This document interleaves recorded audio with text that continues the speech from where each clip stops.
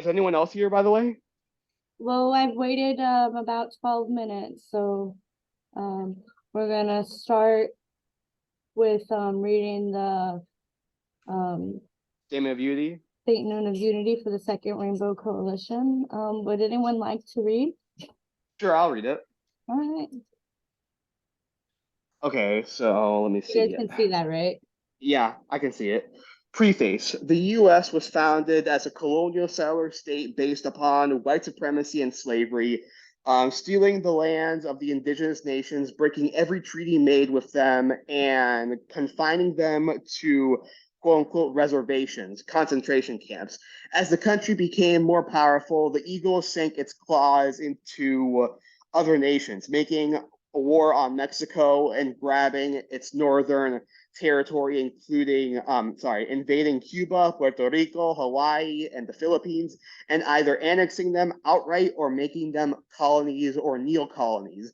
And in the 20th century, it became the major imperialist power in the world, exploiting both the people within its boundaries and those um and sorry and every other country, bullying them with military interventions and robbing them of their right to self determination. As 3P Newton stated, we have two enemies to fight, racism and capitalism. Between the two, capitalism is primary. Racism is a byproduct of capitalism.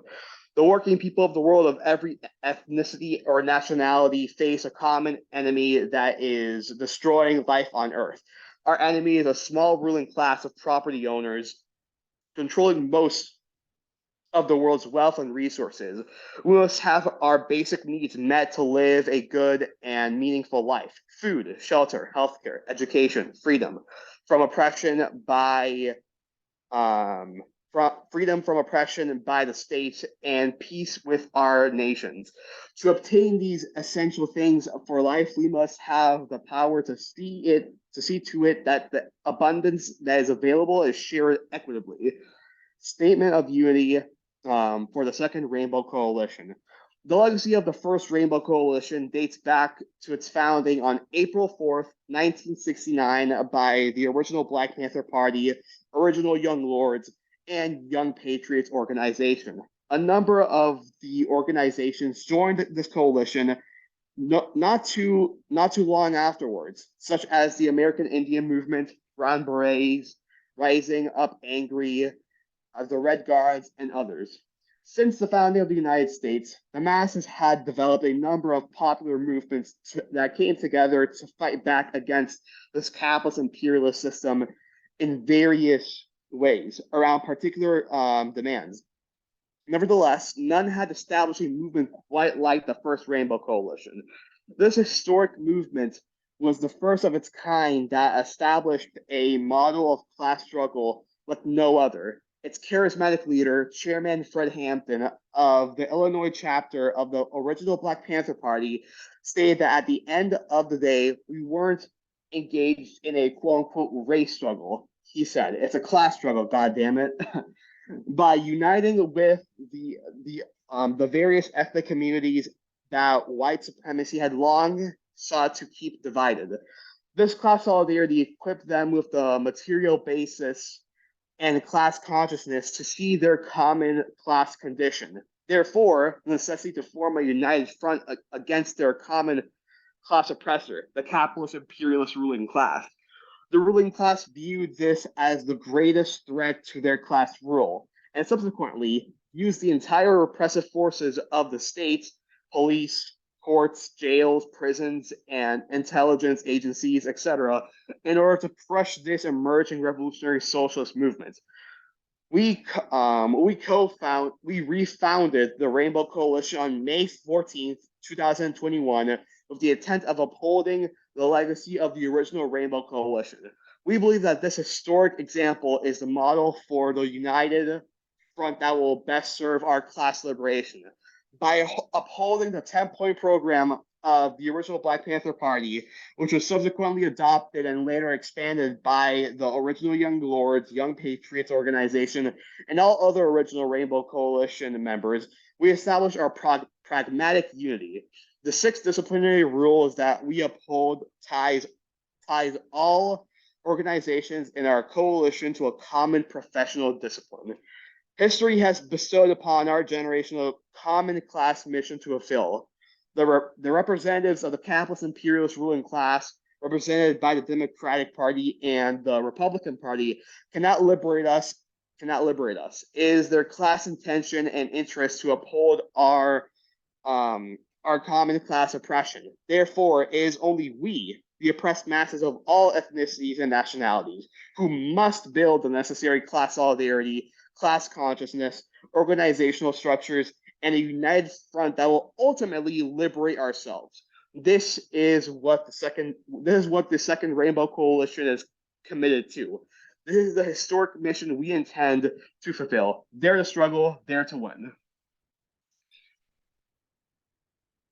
All members of the coalition: New African Black Panther Party, White Panther Party, Green Party of New Jersey, Poor People's Army, La Masa Nacional de Brown Berets, Fury Feminist Uprising to Resist Inequality and Exploitation, NASO, North Alabama School for Organizers, New Era Young Lords. Guardian Rebellion, American Indian Movements, NE Woodland Chapter, August 21st, 2021. All right. The 6 disciplinary rules. Members will conduct themselves in a manner to bring credit to the coalition and will treat others with respect and politeness. 2, members will be sober when no Rainbow Coalition business, when on Rainbow Coalition business, and will not engage in any criminal activity while a member. 3, no member will engage in violence except in the extremity of self-defense. 4, members will not gossip nor be divisive to the unity of the Second Rainbow Coalition.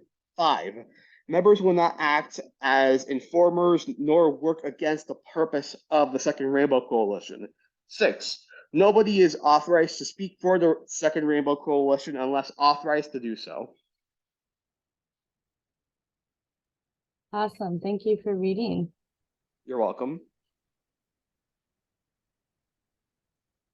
So we're starting with chapter 7, Crow Dog, today. If anyone would like to read, you can. If not, I'll start reading, but just let me know. I would love to read, and I've been asking, but I'm not able to because it's so small and I'm on my phone. So I've been asking if they can send it to me just through Messenger or something like that, so I can see it on my notebook, which has bigger. I'll send it through you. Comrade Joe. I'll send it to you. What is, all right, Ojibwa Warrior, I believe it is what it's called. Yes. Okay, here we go. And if somebody wants to start reading, will I try to get it figured out? Okay, Comrade Joe, I sent it in the meeting chat. Oh, that's the problem. I only can get meeting chat on my phone, and I can't get it on my notebook because I guess it's not compatible to Signal. All right, there we go. I just sent it to you through Messenger. Okay, thank you. Yeah, and I can start reading while you get that all ready. Yes. Okay. Cool. Chapter 7, Crow Dog. The earth is a living thing. Mountains speak, trees sing, lakes can think, pebbles have a soul, rocks have power. Henry Crow Dog, Lakota. AIM was going strong. We had a movement, we had an agenda, and we were spreading out. More and more people joined us, but in my heart, I knew that something was missing. Something that should be at the center of what we were doing. There was an empty space in me somewhere, and also an AIM. I wondered about that empty space for several months. Then one day I remembered the songs I had heard before I was taken away to boarding school. The prayers, the old women who talked the trees, and the fragrance of the sacred tobacco. I realized that AIM needed a spiritual basis. Spirituality is the heart and soul of Indian life, but we Ain people had been raised in white boarding schools, had lived in the Indian ghettos of big cities, had done time in the prison. We did not know what we should believe in or how we could find sacredness. I began searching. I took a 4-day weekend and drove north to the reservation. I went asking for a medicine man. I knew where Eddie Benson had lived. He was the closest to being a medicine man that I knew, but he was gone. Nobody could tell me where he was. I went to the place where I was born. Grandpa Drumbeater had passed away. I talked with one of our elders, Kingbird. He told me the ceremonies were still taking place, but they were hidden from view. I did not know they were being performed. I drove back to Minneapolis, then met with some Lakoitas I knew. I ran my problem by them. They told me, you know, there is a crow dog out there on the Rosebud and lame deer. There are chips and Fool's Crow at Pine Ridge if you really want to talk to some medicine man. So I took off for South Dakota. I arrived at Rosebud in the wintertime. The piercing wind was icy cold. Snow covered the ground. I went to the tribal council building and asked, where can I find Crow Dog? Somebody told me he lives 18 miles south of here. Follow the sign that says Ghost Hawk Park, then cross a bridge and follow the river. You can't miss it. I drove out there, and on the left side of the road, I saw a huge tire higher than a man and painted white. Giant letters on it read, Crow Dog's Paradise. The entrance to the place was formed by two especially long teepee poles crossing each other. A buffalo skull was tied to the top. I drove through the poles up to the house. It was homemade, a jumble of trees, trunks, tar paper, old car windows, and what looked like a piece of siding from an old wooden freight car. There was an outhouse, a brush shelter for outdoor cooking in summer, a horse tied to a tree, and a lot of friendly dogs barking. I knocked on the door. Old man Henry Crow Dog opened it. He was a full blood. I had never seen a man before with such a classic Indian face. He looked like a photograph had been taken 100 years earlier. He was tall and lean. He asked, what do you want? I said, I want to talk with you. He told me to come inside. His wife, who had a broad, sweet face, was sitting on an old rickety chair, smoking a cigarette.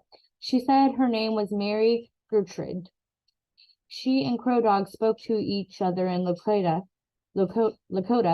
When she had finished one cigarette, it did not take her long to start another from a carton of Pall Malls on her side. Henry said, sit down. So I sat there, and they completely ignored me for almost an hour as they went about their business. Finally, he made some coffee, and Mrs. Crow Dog offered me some. Then he asked me, can you take us to town? I said, sure. They put their shoes and coats on, and he said, let's go. We went to town, not Rosebud, as I thought, but to Winter, which was 50 miles east of where he lived. They did some shopping, and Henry invited me to stay for supper. Once we drove back to their house, his wife started cooking dinner, fry bread, hamburgers, and some more thick black coffee. He asked me, where are you from? I told him that I was a Chippewa from Minnesota. He asked me a lot of personal questions. He asked me if I had ever been in a sweat lodge. I said, no. Have you ever been in a Sundance? No. Have you ever given flesh offerings? No. He whispered something to his wife, and they both laughed.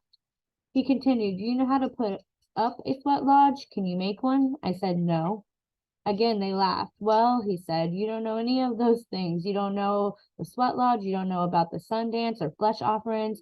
Do you at least know how to put up a teepee? I said, no. He growled. Then we have nothing to talk about. Then he asked if I had a pipe. I said, no, but I grew up near Pipestone. I can make pipes. He looked at me if he could not believe it. You can make pipes. I said, yes, I learned how to carve pipes as a boy. He shook hands with me and said, then we do have something to talk about. You don't know anything, so why did you come? I told him I need spiritual help. Okay, he said, tomorrow we start, but you have to chop some wood. Tomorrow we'll go into the sweat lodge. So we ate, and I spread my bedroll near their old wood stove and fell asleep. The next morning, while we had breakfast, Henry told me, we'll go out and you chop some more wood. He took me to where he had his sweat lodge. It was made from willow sticks planted upright in a circle, bent inward, and tied together at the top to make a little hut shaped like an igloo. The framework was covered with tarps and blankets and stood as high as my chest. The lodge had an entrance covered with a flap. Henry pointed to a nearby spot and told me, bring the wood here, chop it smaller, and start a fire. I looked around me. Everything was covered with snow. I asked, how can we build a fire in all this snow? He said, here's a shovel, dig out this whole area, then we'll start the fire. He left me standing there and went back into his house. It was freezing and I was shivering. If you have never experienced a South Dakota winter, you don't know how cold it can be. I shoveled the spot out, chopped a lot of wood, then went back into the house and told Henry, I did what you wanted me to do. He led me back outside, then said, okay, put these rocks on the logs, start the fire, and stay here and watch it. Come and get me when the wood has burned down and the rocks are red hot. Then he walked back into the house. I wanted to follow him because it was so cold, but he repeated, stay and watch. After a time, when I felt that everything was ready, I went in and told him, he said, take your clothes off and put this towel around you. I did, but I kept my shoes on because I didn't want to walk out there barefoot. Henry insisted, take your shoes off too. So we went out again, and man, it was cold with nothing but a towel around my hips. We stood in front of the fire and Henry chanted his prayers. He put up a buffalo skull for an altar and placed a bucket of water near the entrance. Then he told me to go to the fire and bring the rocks into the lodge one by one. With a pitchfork that leaned against a tree, I brought the rocks in, placing them one after the other inside a round pit in the center of the lodge. I had never been so cold in all my life, and I had been mighty cold before. I felt as if the cold would crack my bones. My teeth were chattering and my feet began to freeze. I crawled back inside the lodge. The floor was covered with sage and Henry had his pipe with him. He closed the flap over the door. The lodge was pitch dark except in the center where the rocks were glowing red. Henry poured water over the rocks and instantly the ice cold turned into intense heat. Does anyone like to read now?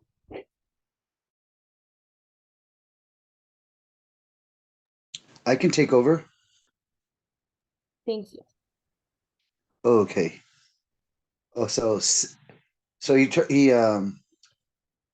when he put so it's searing steam rose up from the rocks, making a flesh feel as if it were being scorched. When I tried to breathe, my lungs seemed to have caught fire. I thought this white hot heat was beyond what I could endure. The heat raised blisters on some parts of my body. I tried to crawl out, but he pulled me back. He prayed and sang in the blazing furnace. Finally, he said, open the entrance flap. And at once cold air rushed into the lodge. The relief I felt was indescribable. But then the flap was closed. More water was poured over the rocks, and again I felt as if I were being burned alive.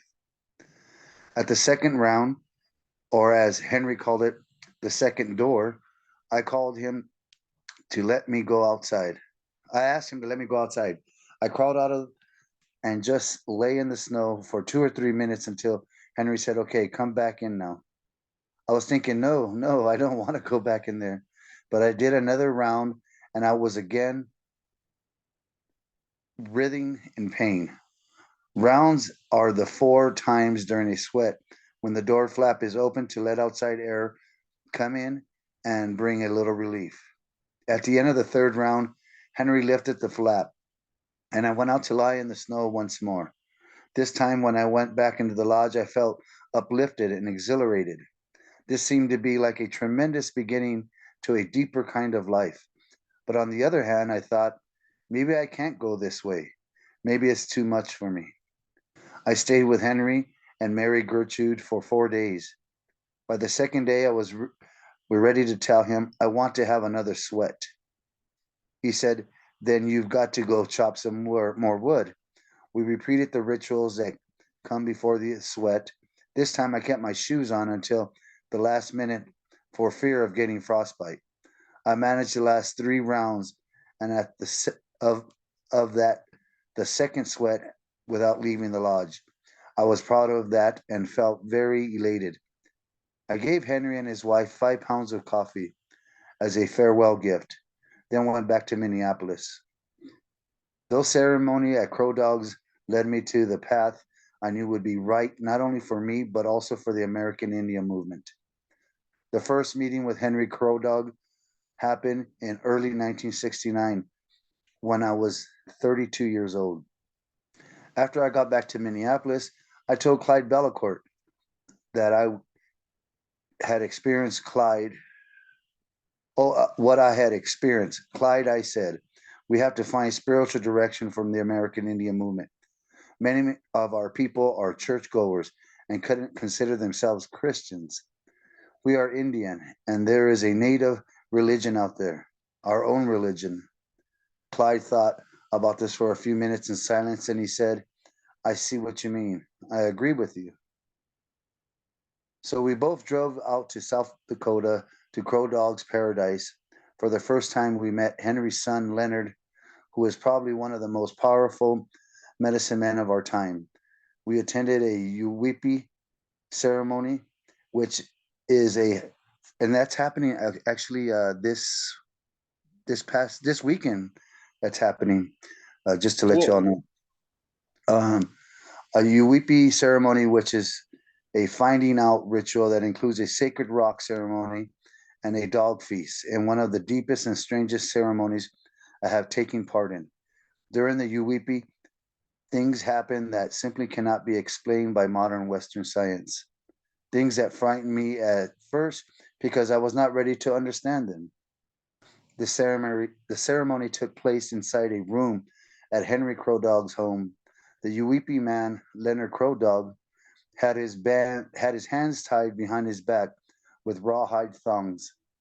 Next, he was wrapped tightly like a mummy in a large star blanket, which covered him completely from head to foot. A long rawhide rope was wound back and forth around his body, binding him securely.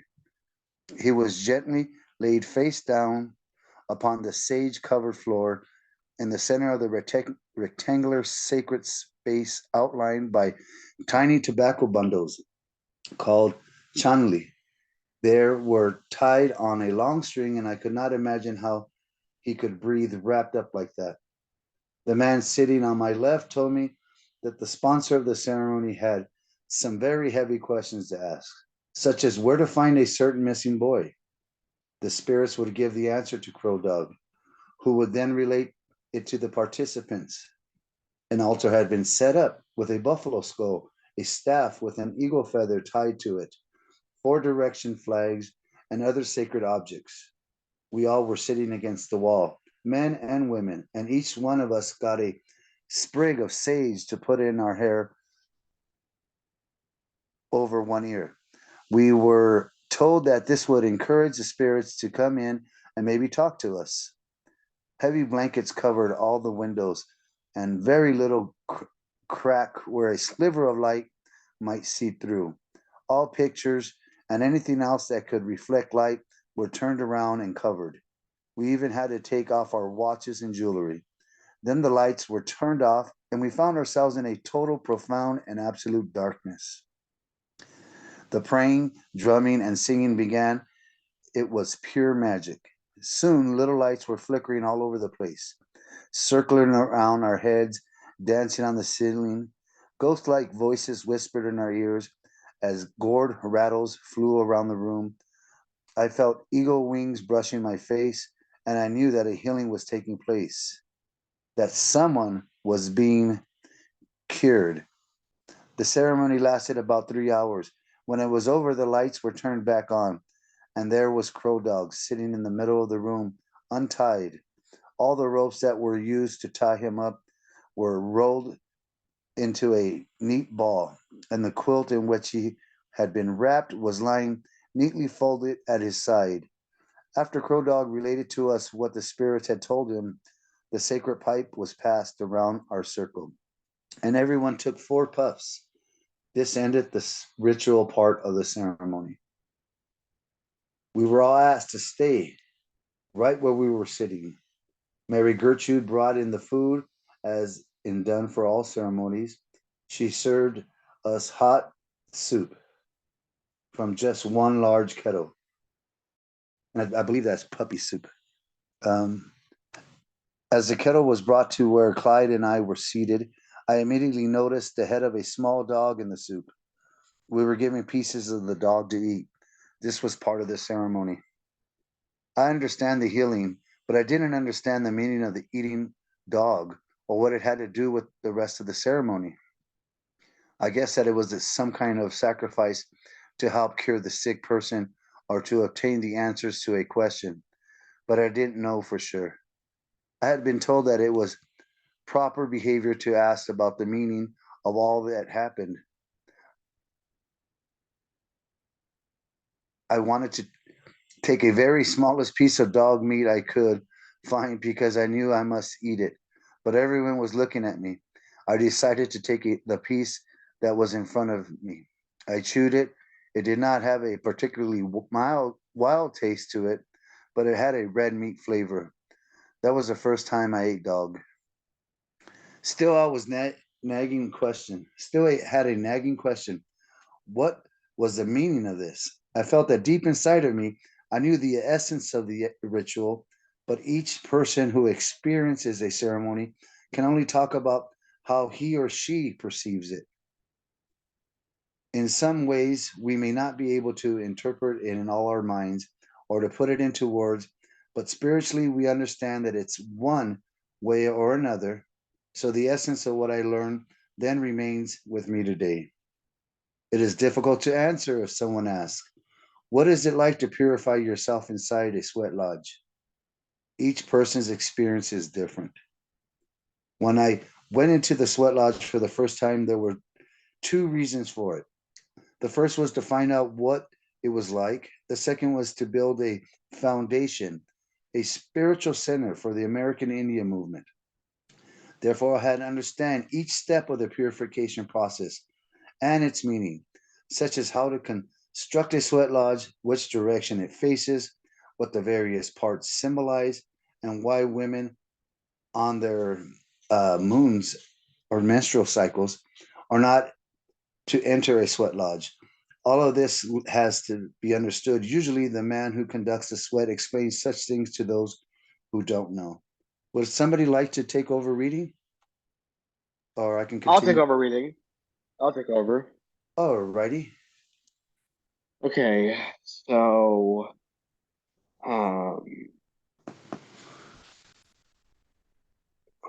so where do we leave off? All of this had to be. It starts with when I was in a sweat for the first time. It starts when. Where is that? Could you point to it? Oh, sorry. It's wait. I believe page 115. Because you ended on women on their moons and not to enter a sweat lodge, correct? Yes, that's correct. Thank you. All right. All of this has to be understood. Usually, the man who conducts the sweat explains each things to those who don't know them. When I was in a sweat for the first time, I was very apprehensive and wondered how long is it going to last? How hot is it going to be? The first time I panicked as I felt the intensity of the heat and I could not convince my body to accept it. At that time, I could not bear the heat, but many years later, I can go into the same sweat lodge with even more of the hot rocks. I can absorb and embrace the heat. The sweat lodge has been transformed for me from a scorching hell into a temple. Early on, I understood this was what AIM needed. There was a void in our lives at a time. That void was our lack of spiritual connection. When we found it, we were embraced by it. It was if a spiritual marriage had been performed.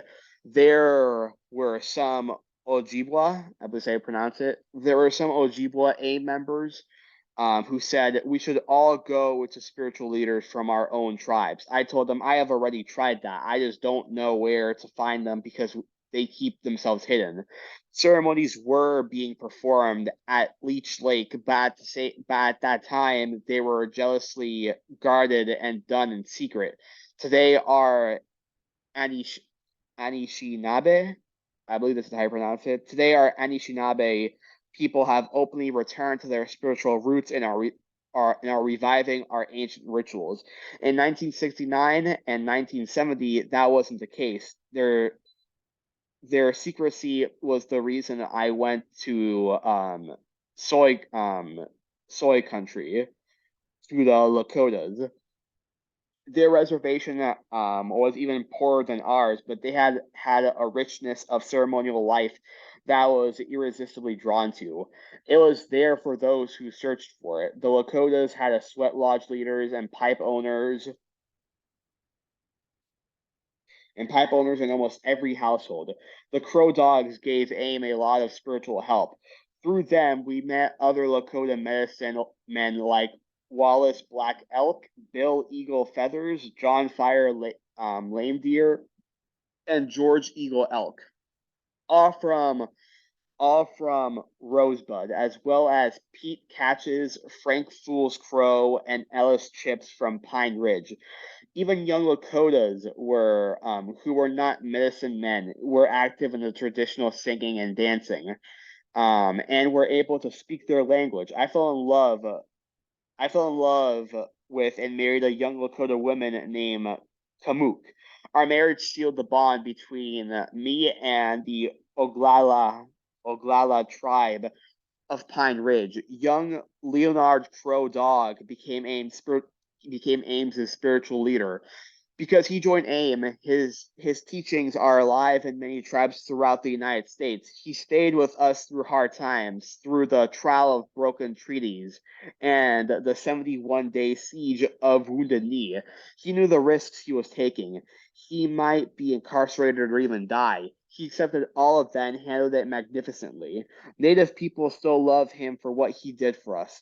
The most sacred and profound of all Plains Indian ceremonies is the Sundance. As Lakota medicine men Pete Catches used to say, it's the granddaddy of them all. It is a ritual of self-sacrifice as well as a celebration for the renewal of all life. In 1970, I made a solemn vow to give my flesh and my suffering to the Sundance. A year later, Clyde Belcourt, Russell Means, and my old friend Lee Brightman journeyed to the Lakota reservation at Pine Ridge to take part in a Sundance with me in the ceremony that transcends all others.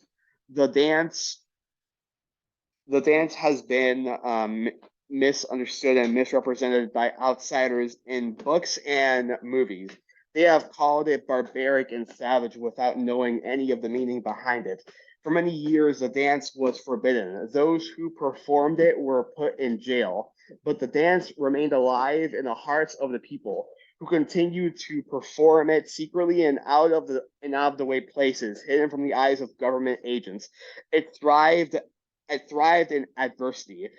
The Sundance is not an initiation rite or show of bravery. It is not a ritual that will make you a member of a tribe, but by taking the pain that's part of the dance upon yourself, you can take away sickness and suffering from a friend or relative. Your sacrifice can bring a beloved son or brother back alive and well from war in a faraway land. It can help your tribe to survive. Medicine man John Fire Lame Deer told me, white Christians let Jesus do the suffering for them. We Indians take it upon ourselves. If we give Wakantanka, the creator, a horse or tobacco, we would be offering him something he already has. Only our own flesh belongs to us. How can we give anything else? So we stood, the five of us, on the Sundance ground, surrounded by our Lakota brothers and sisters. In the center rose the sacred cottonwood tree, the tree of life. Four of our direction flags fluttered from its branches. At its base rested our altar, a large painted buffalo skull. In the clouds above, a wild eagle circled over us, with wreaths of sage on our hands and around our wrists. We danced, blowing rhythmically on our eagle bone whistles, making a sound like the twittering of 100 birds. For 3 days, we danced, staring at the blinding light of the sun, moving in a trance, seized with ecstasy. On the fourth day, we were pierced. It was Lame Deer who pierced me. With his pocket knife, he made a slit in my chest above the heart and passed a wooden skewer through it. One end of the skewer was embedded in my flesh. The other end was fastened to a long rawhide thong connected to the top of the sacred tree. A surge of elation made me forget the pain. At the end of the dance, the skewer ripped through my flesh as I tore myself free. I keep to myself for whom I made the sacrifice. I have adopted the Sundance way of life. I have never regretted following it. My children are Anishinaabe and Lakota, all sun dancers. It was one of the greatest moments in our lives when the Sundance and AIM became one. That was beautiful.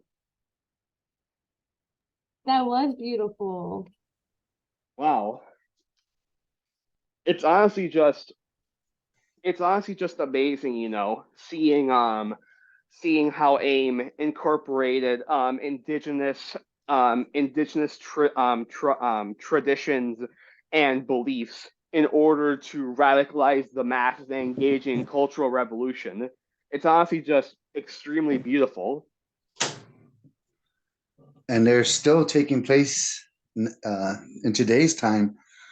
I was actually invited to Crow Dog's Paradise from Leonard. Leonard's passed already, but his son still runs it for Sweat and Sundance. I haven't made it up there. I got invited last year, and I got invited again this year. Wait, I have a question. Hoping to make it. Yes.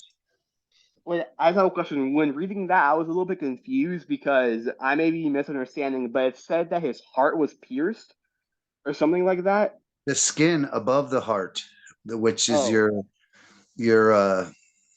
sternum. No. The fatty tissue, or I guess the males. I don't know your what do you call it? The male's chest skin above the heart. Mm. And it gets pierced through, and it gets tied to that rawhide. I think they call it a thong, to a tree, and then you lean back until it rips out. That sounds extremely painful. Well, it's kind of a sacrifice ceremony and stuff like that. It definitely is. But I have never done it, so I can't say. I mean, I could just imagine also. But it's very spiritual, and it has a lot of meaning to it. So you lean back until actually it rips out, and it could take hours. It could take. Some have been there for days. Days, yeah, a long time. Jesus. But so it's and even the whole meaning of the puppy dog soup and stuff like that, like it's kind of like in our way of thinking, like, oh, that's nasty, not scruffy. But it's a traditional thing, and they're still doing it today. And Unipi is, believe it's a 4 or 5 day ceremony, and it's taking place this weekend, or started last week, and it's finishing up this weekend.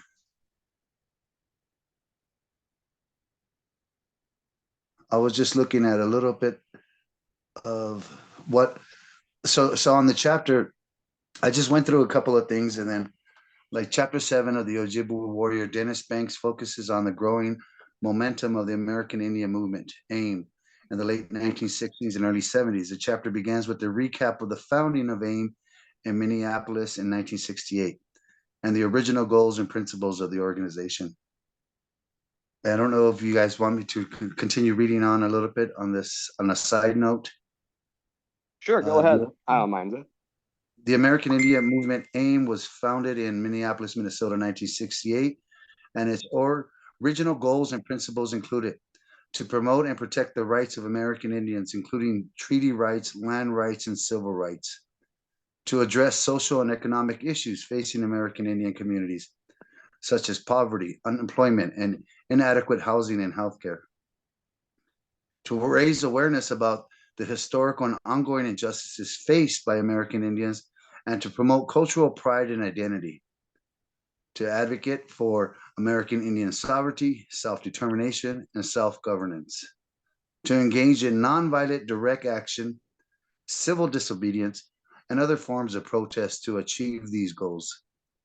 AIM's principles also emphasize the importance of unity, respect, and spirituality, and the organization sought to build alliances with other social justice movements.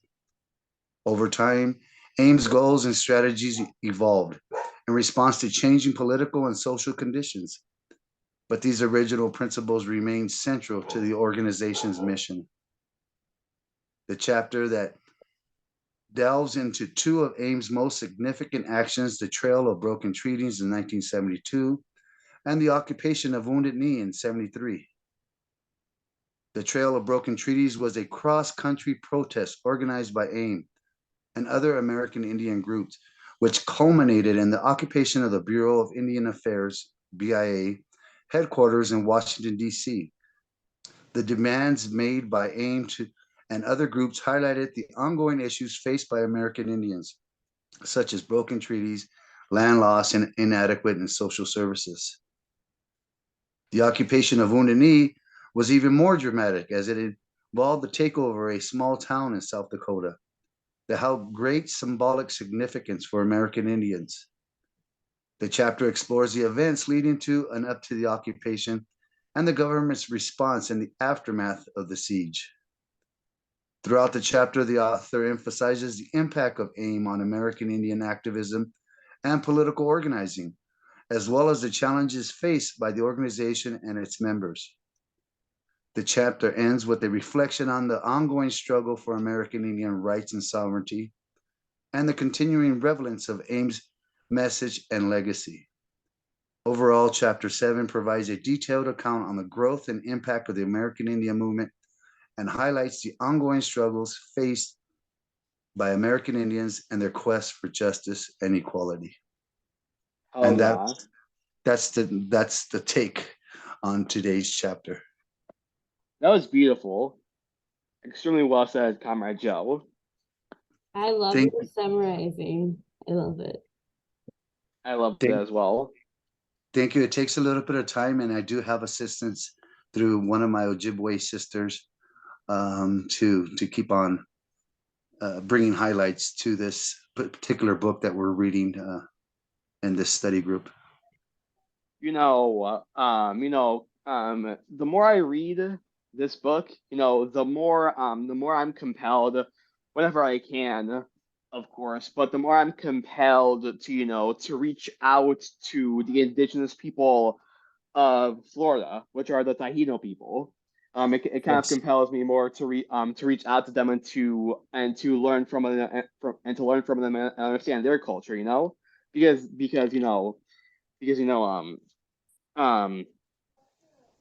yeah, it's just really beautiful, and it's just extremely remarkable how AIM incorporates a lot of spiritual traditions, indigenous religions, mythology, and so on and so forth, and kind of continues to keep them alive to this very day, and engages in that pan-indigenous movement. It's really beautiful. Most definitely. Maybe I can get you in contact with some of the native elders there in Florida, since you live in Florida. Unfortunately. Well, I don't know. I mean, some say it's a beautiful state, and some are fleeing out because of the Santies. A mass fleeing of the state. Yep, a mass exodus, especially queer people. Queer and undocumented, and just it's a big thing going on over there in Florida. So our hearts go out to Florida and those that have to deal with it. But I know you mentioned the Taino brothers and sisters, but also there's the Seminole and that lived there, and then when we were talking about boycotting Florida, Oh hell yeah. how was it going to affect,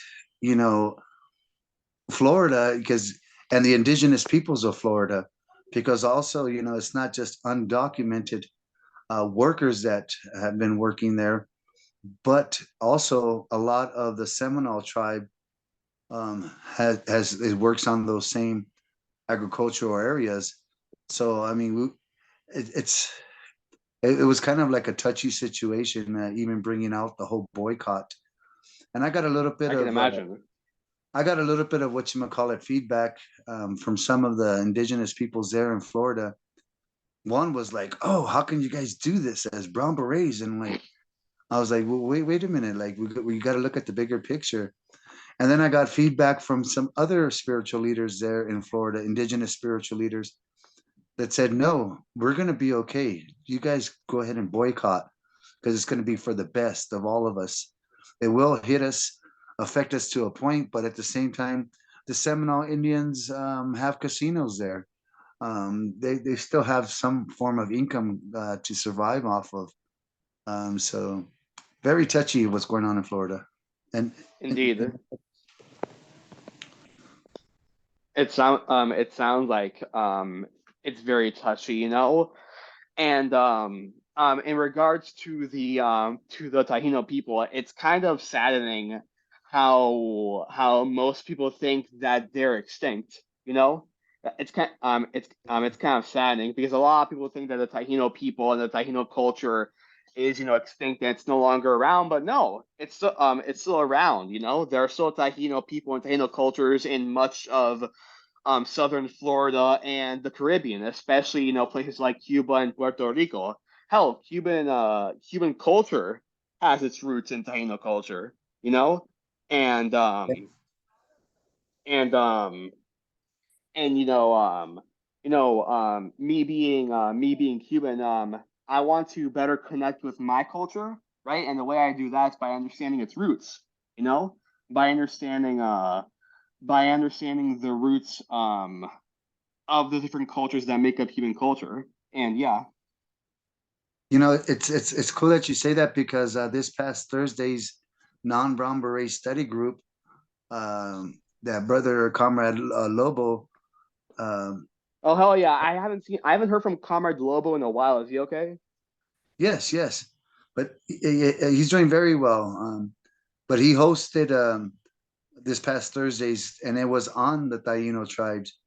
And a couple of things that I remembered on there as words that are used today, such as cigarettes or cigarros and tobacco, are Taino words. So I didn't exactly. I didn't know that. You know what also is a Taino word? Habana. That's also a Taino word. Not sure if you know that, but there are literally words in Cuban Spanish.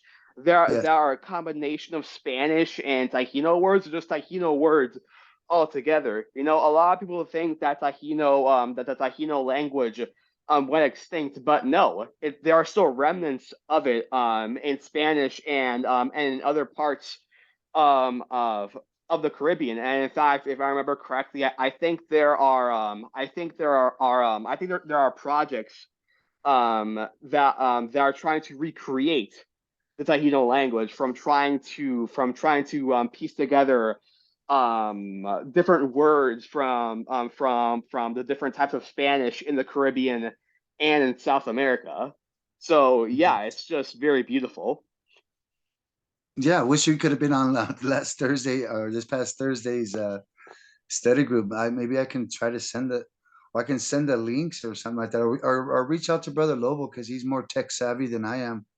Oh, I will, trust me. But yeah, See how we can coordinate you know knowledge with amongst one another's. exactly. And in general, not just Taino culture, but a lot of people, are just are just have this whitewash perspective that that the indigenous culture is just quote unquote gone. But no, indigenous culture is still alive. It's still here.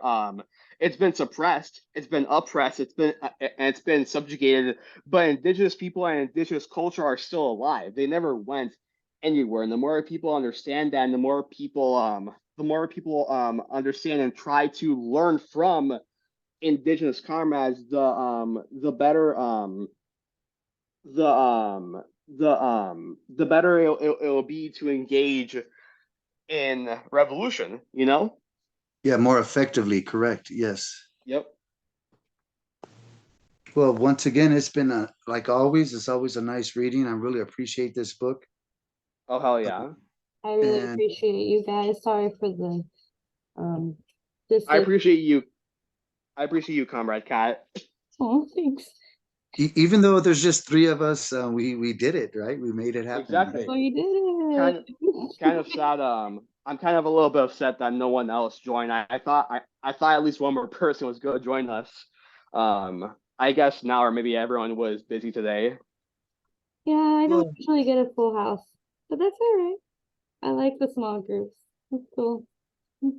Indeed, it is cool. Comrade. I'm gonna stop recording now. Okay, guys.